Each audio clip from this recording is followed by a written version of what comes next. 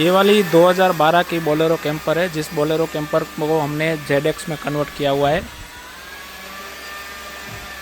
पूरी अंदर बाहर से गाड़ी को रीस्टोरेशन किया हुआ है। अंदर से भी आपको दिखाने वाला हूँ, ये देखो अंदर से।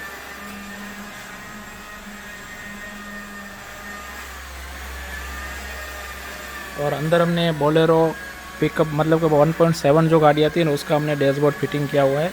और बाहर से पूरी गाड़ी ZX में है।